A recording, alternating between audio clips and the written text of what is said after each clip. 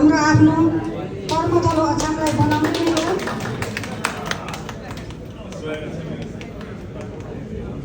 मलाई लाग्छ यस्ता कार्यक्रमहरू चाडपर्व मनाउन हामीले कुनै एउटा शुभकामना आदान प्रदान गर्न मात्रै नभएर यसलाई त हाम्रो सुख दुःखको एउटा चौतारी बनाउनुपर्छ। फुल र सेती लोकमार्गलाई रातो किताबमा हालेको छ होइन त केपी माग्नेजी?